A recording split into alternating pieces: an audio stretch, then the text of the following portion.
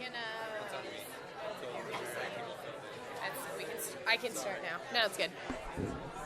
Hey, people. So, again, we have a little bit less of a crowd. So, if you do have an open seat next to you, raise your hand. If there's an open seat, feel free to move in so that there is not an open seat next to you. That'd be wonderful. You can also sit on the floor up front as long as we're not blocking any of the lanes. That is spectacular, but everybody, please feel free to take a seat. Presenters, adults, students, everyone. We're going to start really soon as everybody's kind of seated.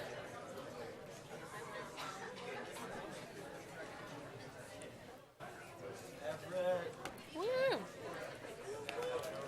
All right, Everett, you can come down here really quick. Yeah. Okay.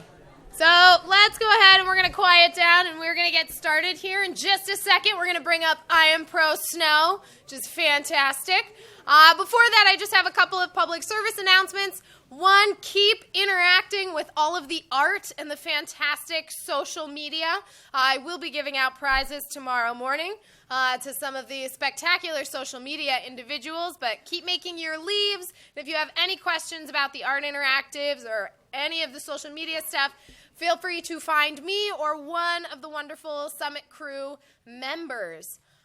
In other news, this has been a fantastic day. Anybody had a good time today? Yeah, wonderful. Great, and tomorrow is just going to get that much better. So, when you walked in today, you were given, hopefully, a sheet of paper. Looks kind of like a movie flyer a little bit. Fantastic. So I'm about to show you a preview from that movie, and then I'm going to bring forth an individual to tell you a little bit about the wonderful event that is depicted on that. So, there you go.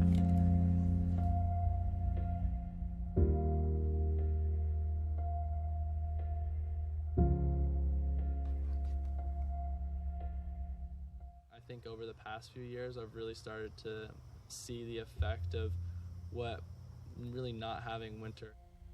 So it's really a scary thought that our sport, as we know it, is at risk, and already we are seeing these changes. My name is Henry McGrew, and I ski for NICEF Nordic in Lake Placid, New York. My name is Miley Sapp, and I'm a former skier of NICEF out of Lake Placid, and I currently ski on the Harvard Women's Nordic ski team. My name's Carl Schultz, and I ski out of Lake Placid, New York with NICEF Nordic. I'm Everett Sapp, and I ski for NICEF Nordic in Lake Placid, New York. I'm Beckett Ledger. I'm a Nordic combined athlete for NICEF here in Lake Placid. My name's Gabby Armstrong, and I'm a Nordic combined athlete. My name's Lowell Bailey. I'm on the U.S. biathlon team. I grew up in Lake Placid, New York, skiing for NICEF. The temps were still cool enough where there was snow could be blown, where last year, since the temps were so warm, we couldn't even, blowing snow wasn't even an option. So that was a huge issue, preventing us from skiing at all.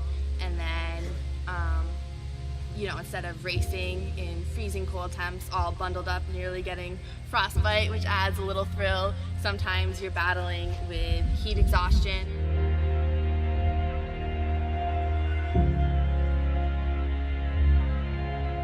I think the bigger picture is that we lose something that's really special to humanity.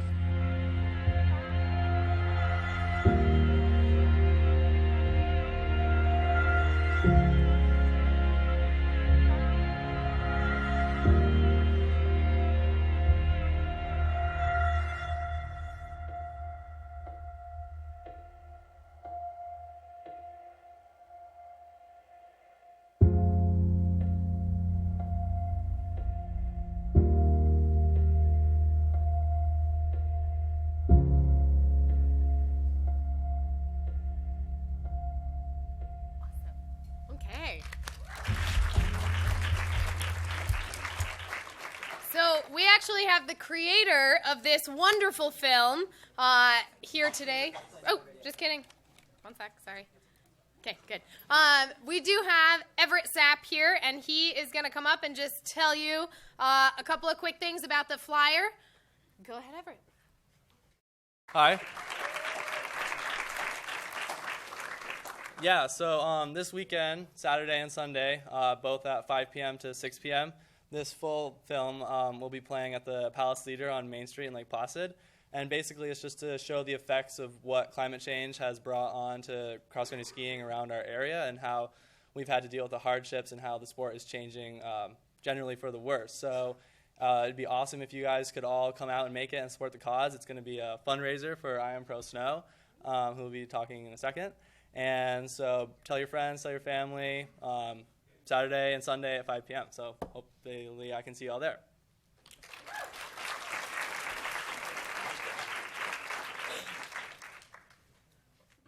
How many of you guys grew up skiing? Raise your hands. How many? How many would like to continue skiing? Well, as kids, we all dreamed that could be our job, skiing. Just no more school, no more employment, no more anything. It'd be wonderful. Well, McKenna Peterson is the embodiment of that dream. She gets to travel the world and get paid to be a skier. Who doesn't want that? She is the ultimate ski bum. Spending her summers on a fishing boat on the Alaskan coast with her family, McKenna works hard so she can play hard all winter. Her winters consist of touring the globe skiing and has even been featured in a Warren Miller film. Now, how many people dreamed of that as a kid? I know I did. But she also has a serious side. Like many of us, she started to realize that winters are dying and snow is becoming an endangered species, and it has since joined up and became an ambassador for I Am Pro Snow. This is an issue I know as a skier I'm very passionate about, and I hope you all are too. And so presenting with McKenna today is Talya Trevor, who I met both McKenna and Talya at Al Gore's Climate Reality Project in Miami. And I can assure you that they're both extremely hardworking and extremely inspirational people, and I'm really happy that they're here today.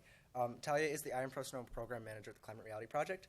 A Chicago native, she grew up with a lot of coal ash and coal residue, I guess, in poor air quality that first inspired her to start organizing at her alma mater, Michigan State University, when she found out that it was home to the largest on-campus coal plant in the country.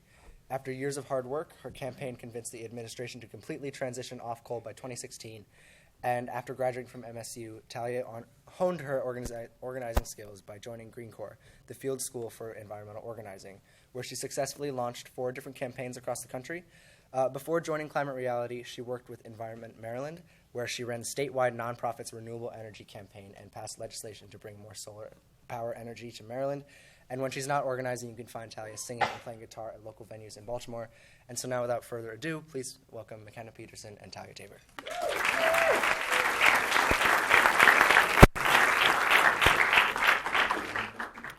Thank you. Thanks for those intros. Wow, thanks, guys. That was nice. That was great. Hey, everyone. Hi. Hey. How y'all doing? Yeah? That was a good dinner, huh? That was super good. I'm full. Yeah. Right? Are you full? I'm full. Ooh. Right. Start her off. We want to actually start off by doing something maybe kind of silly. We were joking about this, and I'm serious about it now. I think we should do it in the middle to make everybody wake up in the middle. Great. We're going to challenge you guys to pay attention because, I don't know, something might happen mid-presentation. Something might happen. So I'm Talya Trevor. I'm the program manager with the Climate Reality Project. And we're here today to talk to you about I Am Pro Snow, the 100% Committed campaign, and some of the badass work that McKenna has done over the last couple of years to promote awareness around climate change and its impact on skiing. So before we do, let's get on stage. I don't want to hide over there. And they said don't hide in the shadows, which was a funny thing to say. Sounds kind of creepy, but we won't do that. You want to start us off? Okay, so we already know a lot of you are skiers. A lot of you just raised your hands. So you guys can agree with me when I say that making turns down the side of a mountain is probably the most fun thing you can do, right? All right. Do they? That was kind of That was like kind a of, lame. that was kind of weak. agreement. Yeah, thanks. All right. All right. The same guy from earlier. Yeah, that's some good agreement. So what we want to talk about right now is we want to talk about a little bit of the background of the Climate Reality Project, who we are, what we do. For those of you who don't know, the Climate Reality Project was founded by Vice President Al Gore after the success of his documentary An Inconvenient Truth came out, actually a decade ago now, in 2006. I'm sorry, I'm in public. I always forget. So our mission is to catalyze change at every level of society by fighting climate change. And the reason why we exist at all is because after the documentary An Inconvenient Truth came out, people kept coming up to the Vice President saying, what do I do? Oh my God, what do I do? I finally get it. I finally connected the dots between what I've been seeing in my communities, what I've been seeing all around the world. But what do I do? And so we didn't want to just live in a world of doom and gloom. We talked a lot today about those problems. But what we, at that time, and a little bit still today, didn't talk enough about were the solutions. And so that was really what the Climate Reality Project was founded on, was the idea of creating solutions. So we train and mobilize climate reality leaders. Is anyone here a climate reality leader? Has anyone gone through our training? Oh, just a couple of you guys. You're so beautiful. We love all of you. So we train climate reality leaders at 3-day trainings run by the Vice President to learn how to effectively communicate not only the problem, but most importantly, the solutions that exist and how you can bring those solutions to your local community to effectively fight climate change. So the cool thing about what we've done is over the past couple of years, we've trained now over 10,000 people in 135 countries around the world. So we have 3 big goals at the Climate Reality Project. One, we want to build public support for pro-climate policies. We want to create a critical mass of activists who actually know how to transform these policies, who have the real skills to make this happen. And then the third point, this is a personal favorite of mine. I'm totally biased. Like Silas said, my background is in transforming energy policy because I come from a background of having almost died from public health problems like asthma from poor air pollution, or from extremely bad air pollution. So we're working to accelerate the switch to a clean energy economy because we can.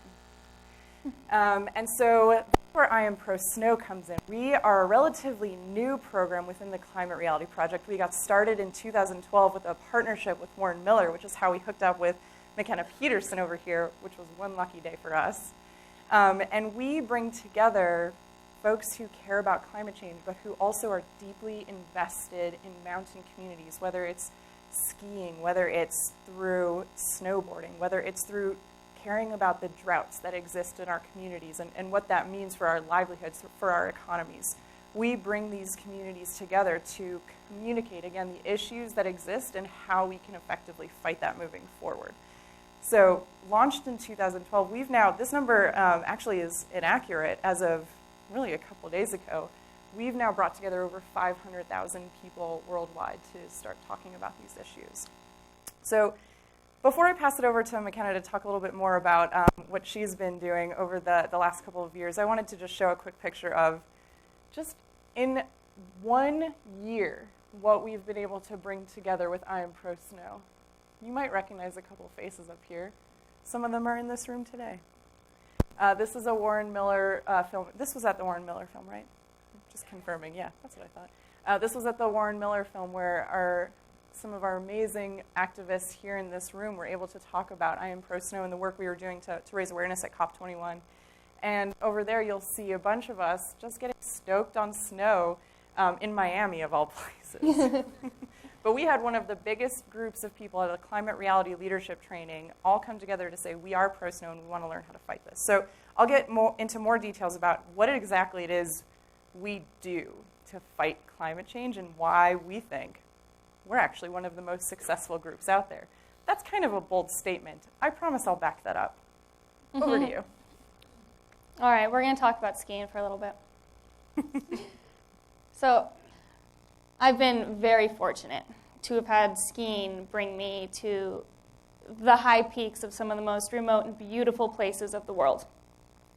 and the effects that climate change is having on these places has been continually put right in front of my face. This is from Iceland last year, where they had record low snowfall and really high temperatures. Still decent skiing, but not much snow. And what I really want to share with you is my aha moment.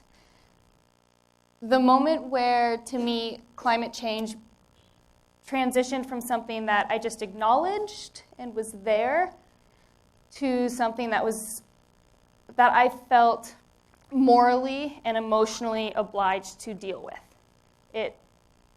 Taking climate action got into my heart. So in 2014, in spring of 2014, I did the Shifting Ice and Changing Tides expedition. And this film showed here last year. I don't know if any of you saw it. Hopefully, some of you were at the screening. Yeah, okay, good.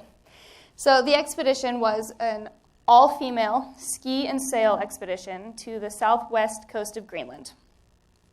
And the goal of Shifting Ice was to promote adventure and exploration with an emphasis on skiing first descents in remote areas with the lowest possible carbon footprint. So exploring Greenland provided the opportunity to really see the effect that climate change is having on the subarctic. And while we were there, we had the opportunity to speak with a bunch of locals about what they are seeing in their everyday lives. We were thrown in the middle of some erratic weather patterns, not normal for the area. And we were able to collect data for a climate change research team out of the University of Venice. So our adventure began in Iceland, where we squeezed in a couple days of ski touring before setting sail on our boat, La Louise. The crossing of the Denmark Strait from Iceland to Greenland took us 5 days. And all in all, we traveled 950 nautical miles by sail without burning any fuel. And initially, we were supposed to reach land around Peimute up here because all of our previous research told us that the sea ice coverage on the southern coast of Greenland would not allow our boat to cross. We were supposed to pass 80 miles south of the southern tip of Greenland. The sea ice is usually thick and solid and consistent until the middle of summer. June, July, it breaks up. We reached Greenland on April 1st, and we found no solid sea ice. So we were able to take our boat to Cape Farewell, which is the exact southern tip of Greenland. And this was a big surprise to us. We did not think that we would be able to do this, and was the first sign of how climate change is seriously affecting this region of Greenland. So in the future, we can expect to see less sea ice coverage and greater variability in the coverage that is there. What happened in our case is we just coincidentally showed up during one of these variable moments when the right wind and tides had pushed the ice off of the coast and into the warmer than normal ocean currents. And the warm water had broken up the ice, allowing our boat to pass through. And it was kind of exciting because we got to reach this area that we didn't think we'd be able to get to. And the mountains were incredible, and the skiing was great. And it was this strange, paradoxical moment of being so excited to ski this terrain and be amongst these peaks, but at the same time knowing that the reason that we were able to be here is because of the warming and because of the variability in sea ice. As far as we know, nobody has been able to explore this area of Greenland during the winter months by boat. We were likely the first. And also due to the lack of sea ice, we were able to reach this village of Nanortalik, which is the southernmost village in Greenland. And we were able to speak with the locals about what they're seeing. And the biggest takeaway from Nanortalik was that nothing is predictable anymore. They still largely rely on hunting seals for their food, and the inconsistency in sea ice has affected how the hunters are able to get to their traditional hunting grounds. Normally they would just travel over the sea ice to specific locations where they know there's going to be seals, and they'd get a seal and bring it back to the village. Now they can't get there. So they're either not hunting or they're going on these big, outlandish, crazy missions to go try and find food. Another thing they told us is that back in the day, they used to have polar bears wander into the village every once in a while. You know, like 1 or 2 polar bears per year would kind of lose their way and come hang out in the village. And they haven't seen a polar bear since 2008, also likely due to the variability in sea ice.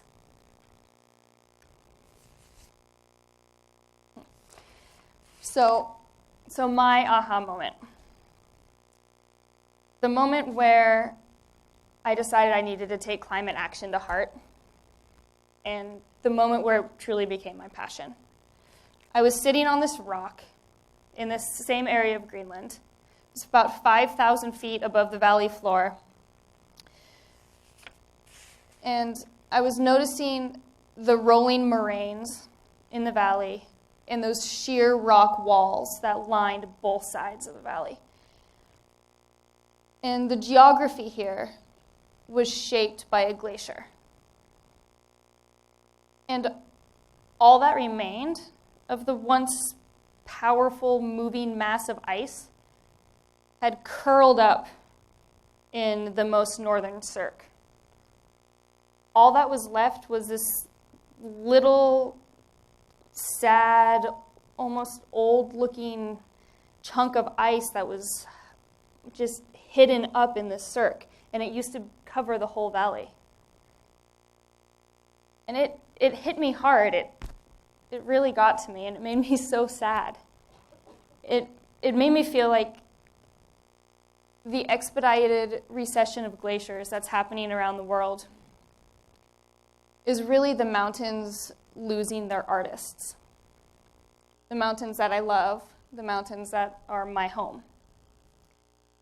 And this is what drove me to connect with Climate Reality Project and I Am Pro Snow, and what drives me taking climate action. And I'm sure a lot of you have had similar moments where you found your passion in this. But if you haven't, I encourage you to keep looking and keep your eyes open, because it'll happen. And we're always here to help you out. Oh, did you race GS all growing up, or? Mostly, yeah, it's GS and slalom races. You were just crushing everybody, right? No, I never won, really. I didn't really win until I was like 18 or so. Oh, dude, don't feel bad. Do you know what I was doing during my teenage years? I was filtering through Detroit's sewer system, so, you know, let's just say we both come a long way. The 2013 season was an amazing year. With winning 3 world championship gold medals was something that was definitely far beyond my expectations, and then winning 6 giant slaloms this year, and it was an amazing year. Oh, that's awesome. Yeah, you know, for me, 2013, not the best year. I had a lot of good friends, close friends, melt way before their time. So, oh, I'm sorry, dude. I'm such a. This is my stuff. I should be a better friend to you. Yo, Liggity, drop that beat. Brr. A 1-2. Yo, my name is Snow, and my beats got flow. And yo, these winters getting hot, in case you didn't know. So if you want to keep skiing all over my face, you better spread the climate message all over the place. Give it up, yo, for Ted Liggety on the thigh drums. Ow!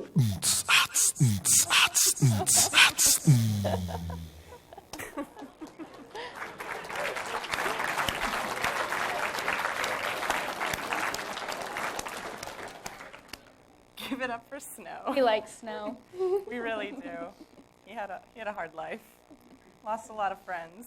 But it's up to us to, in all seriousness, it is up to us, we think, to fight to protect Snow, to protect the seasons that we love, the communities that we grew up in, that we love.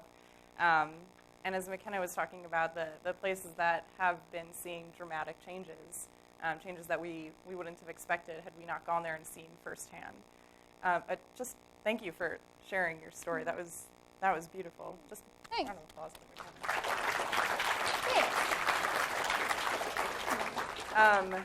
Not to take too much more time to talk about climate change and the problems itself, but maybe a little bit more time, because I want to just drive it home for what we're seeing here in the Northeast, in the Adirondacks, in the communities that we specifically occupy.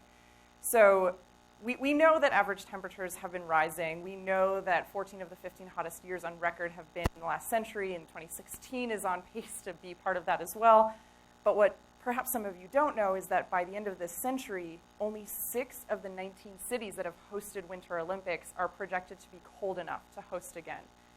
That's the real-life scenario of what that means. We might not be able to do the things that we want to do anymore because of rising temperatures. So what this means for us, what it means for our communities, shrinking tourist traffic, and this hurts our economies. This hurts our mountain ecologies because it changes them. It changes the natural landscape like you're describing. It changes our summers. We're going to have hotter summers and not just different winters as well.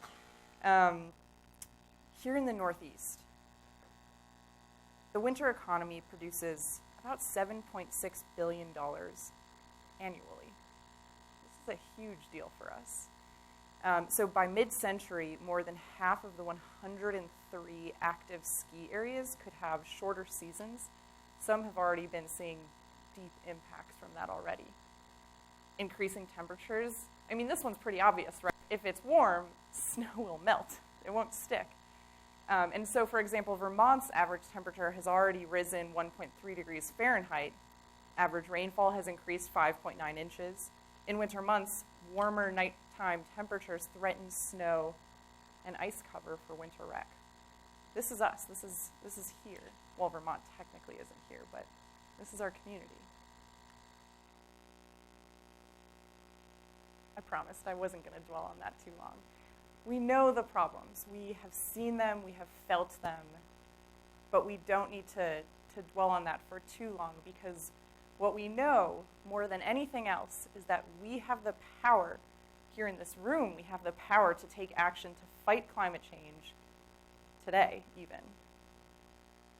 So this is just a fun slide talking about renewable energy and renewable electricity. So we're reaching grid parity in more and more places around the world when we talk about solar and wind. And does anyone here know what grid parity means? It's a fun term that we don't talk about very often. But essentially, the other 2 points here describe it pretty well. But what it means is when we reach grid parity for solar and wind, it's when the average cost of solar or wind is cost competitive or even cheaper than fossil fuels.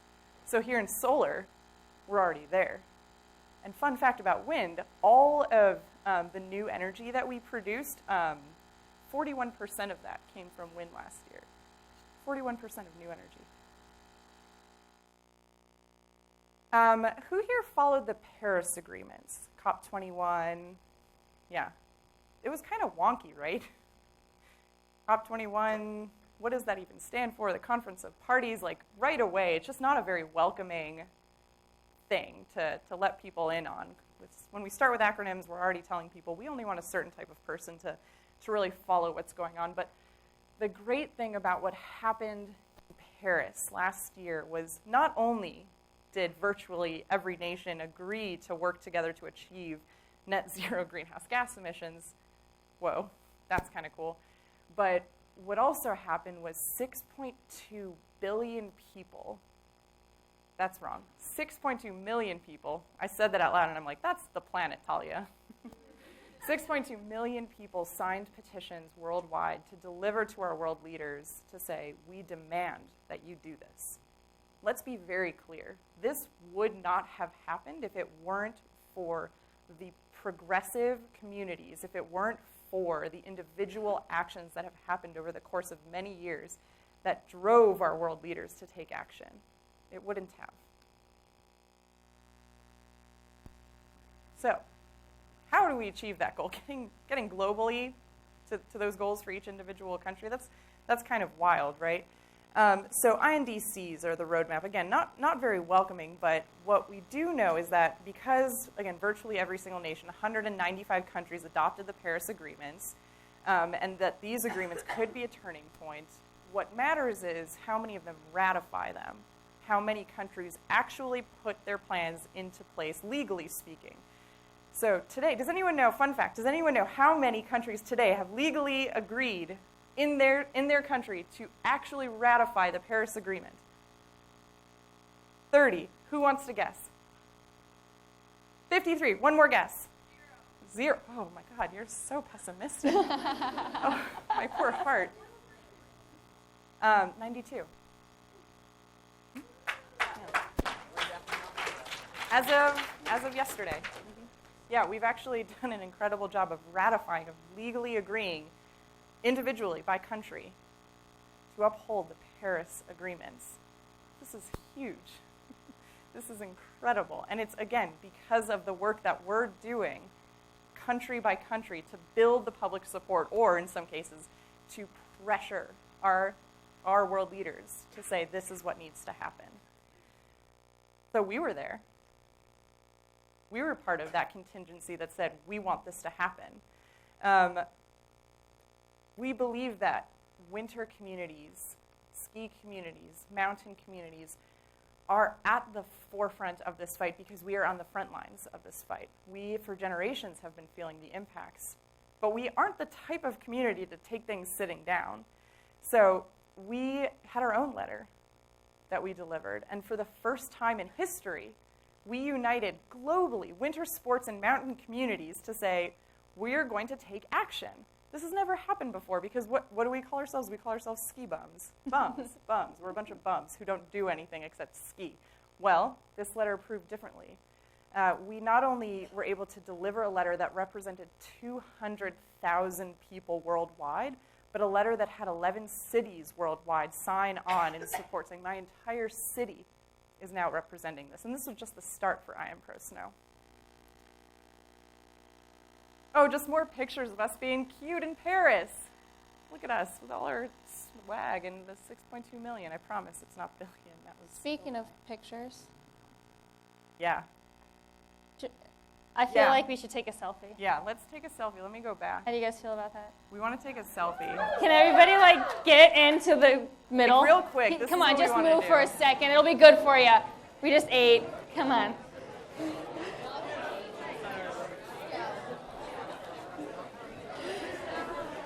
Who actually thinks this is going to work? I think we can do this. Ooh, that's not me. Who doesn't believe us? We're going to get this. Oh, yeah, we're going to get this. Everybody just has to get in close. We're going to stand up here, though, right? Yeah.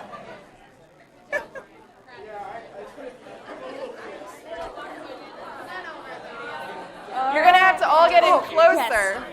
And go to the bottom. Can we get the bottom? Yep. You guys are awesome. All right. All right, everybody. We're sorry. Smile and put your arms in the air or something. All right. Say Pro Snow on 3. 1, 2, 3, Pro Snow!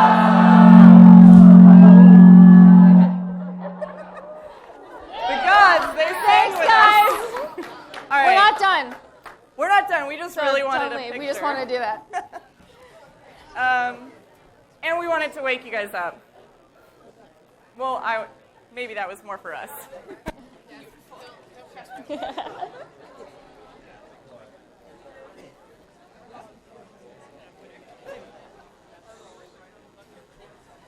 We'll totally hashtag that and everything, right? That's what we do. So I made kind of a bold statement earlier. I said that right now we are the leaders when it comes to fighting climate change for mountain communities. And I mean that. After Paris, we launched what's called the 100% Committed campaign. And the 100% Committed campaign is working to get businesses, resorts, and cities to commit to go to 100% renewable electricity by 2030 or as soon as possible. So we did that in December. Today, it's November. And we have gotten, as you can see here, this is just a couple of the commitments that we've gotten.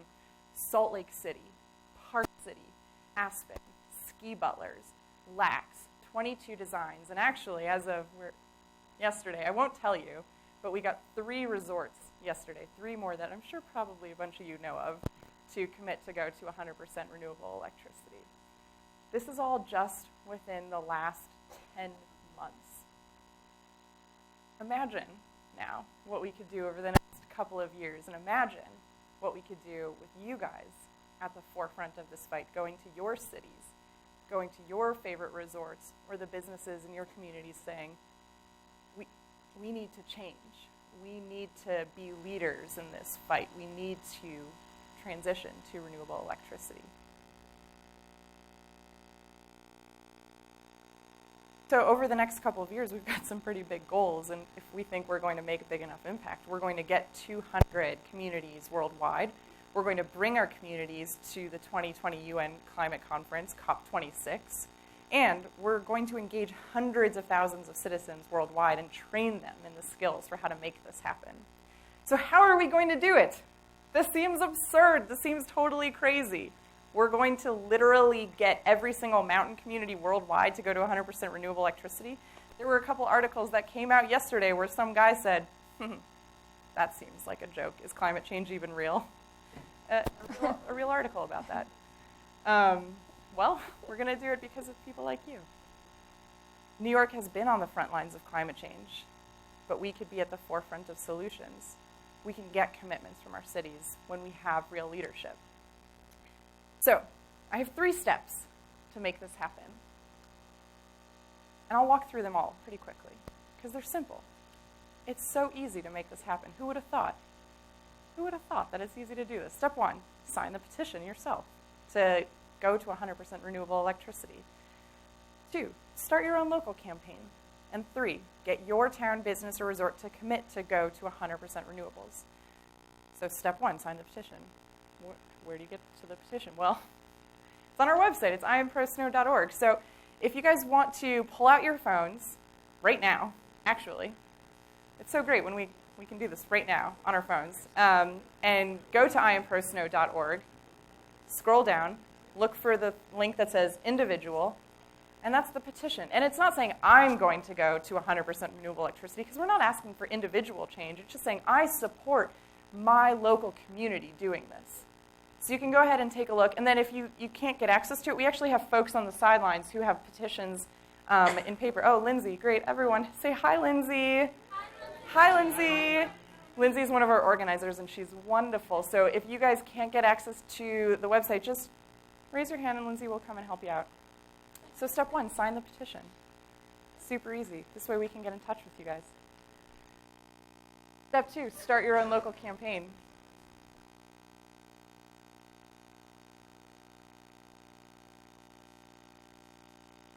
If you're going to start a campaign, you don't want to do it alone. And you don't want to do it without having done your research first. And this is the biggest pitfall that I've found. So pick a target. I want Lake Placid to go to 100% renewable electricity. That's a statement of truth, right? Who here wants Lake Placid to go to 100% renewable electricity? Not everyone raised their hand just there. That was a trick question. Who wants Lake Placid to go to 100% renewable electricity? Everyone should. There we go. So if we want that to happen, we have to figure out, we have to do our research. Who is the decision maker? Is it city council? Is it the town manager? Is it the mayor? Is it the board? Is there even a board in Lake Placid? I don't know. You have to, some people over here might know, the town supervisor. You have to do your research first to figure out who ultimately makes the decision and who influences around them the decision makers. So you want to know these things before you even start doing any campaign work, because if you don't do your research, it's ultimately going to hurt you in the end. Then, and only then, create your goals, your strategy, and your tactics. Does anyone know the difference between those three things? Cool. This is my favorite thing to talk about ever. So a goal is what you want to achieve.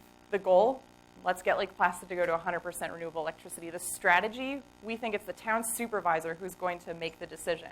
So we know that because of our research. And the tactics, we think that the town supervisor is going to be influenced by petitions or phone calls or a rally. So tactics are the specific actions that influence your strategy in order to achieve your goal. Does that make sense? Cool. And then trial by error. You're not going to get it right on the first try, most likely, but that's why we have a number of different tactics, and that's why we figure out all the time how we can be flexible in this work. And then, lastly, just make the ask. Just keep making the ask. Will you go to 100% renewable electricity? Will you go to 100% renewable electricity? And don't just do it alone. Have people with you to make that ask, too. Lindsay, our organizer over there, again, she has been working diligently in the Northeast to make that ask to cities and resorts, and has been getting an incredible amount of success because she hasn't been doing it alone. She's been working on building community relations all up and down the coast. And then don't forget to have fun. This is really hard work, but it doesn't have to be, because you're doing it with your friends. You're doing it with people who care about these issues as much as you do. So never forget that.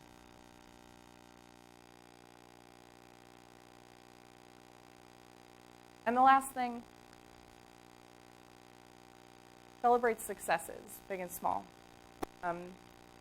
Even if you don't get a victory, if you get to 100 petitions, that's a success. If you held your first volunteer meeting, that's a success.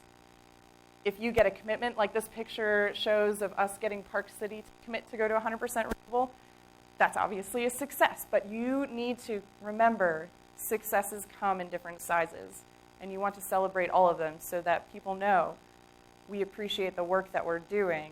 Not all of it's going to look the same way, but what we're doing is valuable and meaningful, and we appreciate all the folks here. And please stay in touch with me if you have questions and want to start your own campaign, want to do this in your own local community, want to get your city, your local resort, a business nearby, heck, your high school, your college to make this happen. This is our job to help you guys figure this out. And if you have any questions, we are here for you. Because at the end of the day, this type of work just makes sense. For us. For everyone. Especially for skiers. Questions?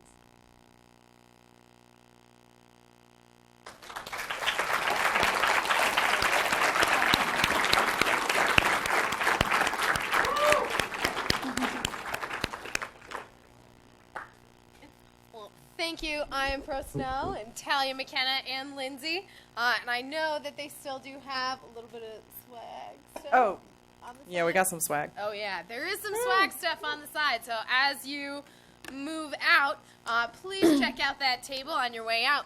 Just a couple of things before I let you leave. Tomorrow morning, breakfast is at 8 a.m.